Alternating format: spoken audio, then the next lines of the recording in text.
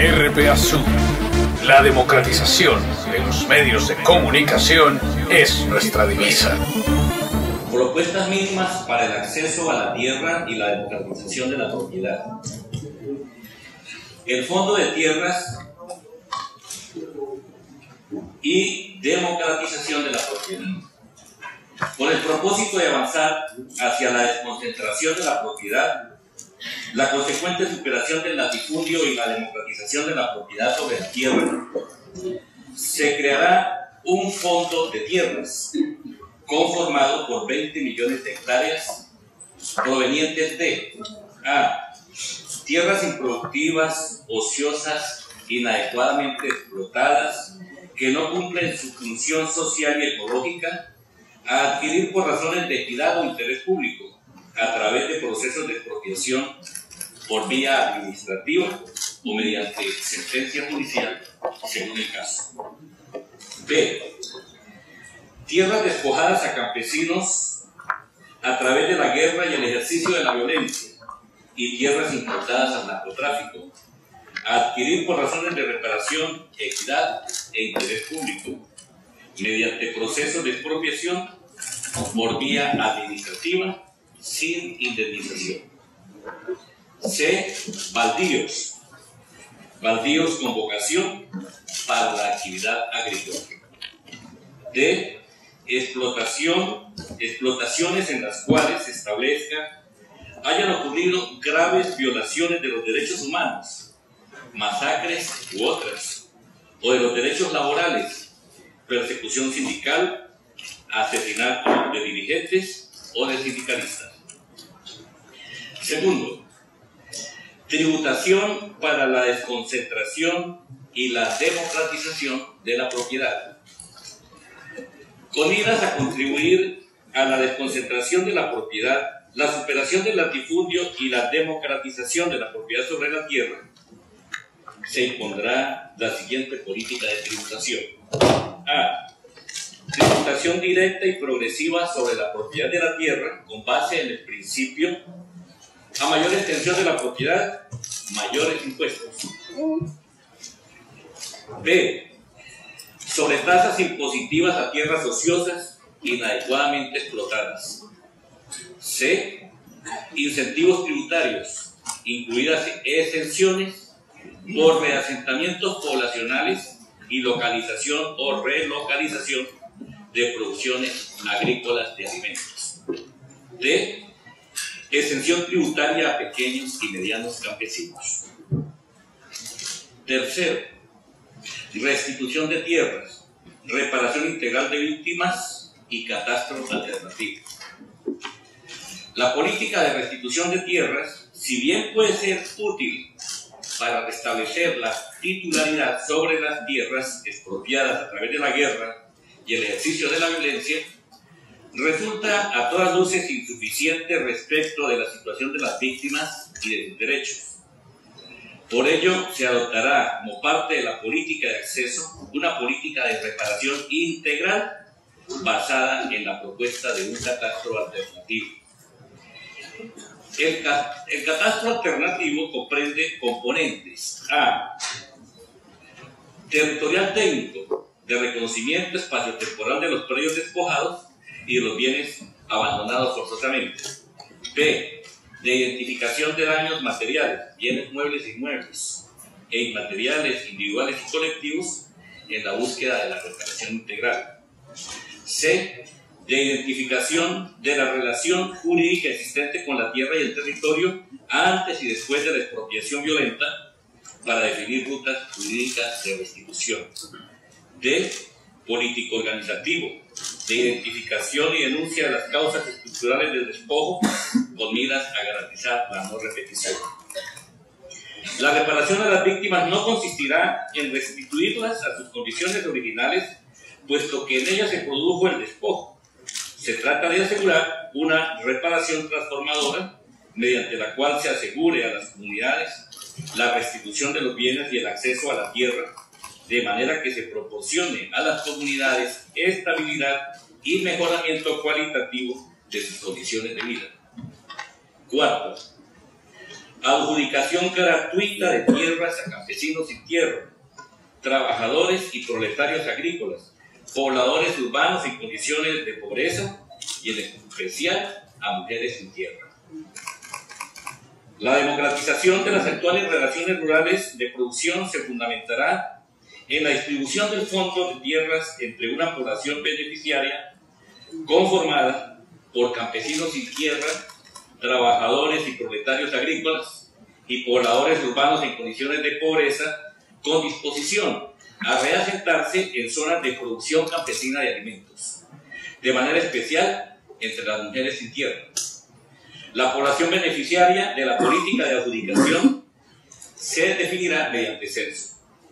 La población beneficiaria obtendrá una determinada cantidad de unidades agrícolas campesinas, UAC, equivalentes a su capacidad de provisión de las condiciones necesarias para garantizar vida e ingresos dignos. El número de UAC se definirá regionalmente de manera diferenciada. La población beneficiaria obtendrá el respectivo título de propiedad, el cual será inalienable, inembargable durante los primeros 10 años después de la adjudicación y la titulación. Quinto, reestructuración y superación del minifundio. La superación de la concentración de la propiedad sobre la tierra va de la mano del mejoramiento de las condiciones de propiedad y de producción del minifundio. Ello implica su reestructuración y superación. Para ello se distribuirá tierra del fondo de tierras entre cultivadores en minifundios o en pequeñas propiedades, adjudicando en cada caso el número de UAC adicionales requeridos para garantizar vida e ingresos dignos. El número adicional de UAC se definirá regionalmente de manera diferenciada. La población beneficiaria obtendrá el respectivo título de propiedad, el cual será inalienable, inembargable durante los primeros 10 años después de la adjudicación y la titulación. Sexto, promoción de propiedad basada en formas asociativas, comunales y de cooperación. La transformación de las relaciones de propiedad sobre la tierra comprenderá políticas de estímulo a las formas asociativas, comunales y de cooperación de la producción campesina, especialmente de cultivadores en minifundios, de pequeños y medianos productores. Se trata de la definición de incentivos para asociación en dineros o en especie. Séptimo, formación de asentamientos y reasentamientos campesinos en tierras fértiles y productivas.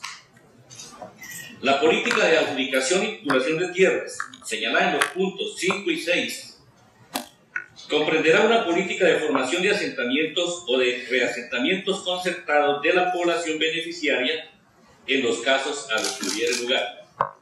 Tal población deberá ser ubicada en tierras fértiles y productivas, con las características agroecológicas que posibiliten condiciones dignas de vida y de trabajo. La formación de asentamientos y los reasentamientos demandan políticas excepcionales de inversión en infraestructura física y de servicios, así como el impulso de proyectos de producción campesina, especialmente de producción de alimentos.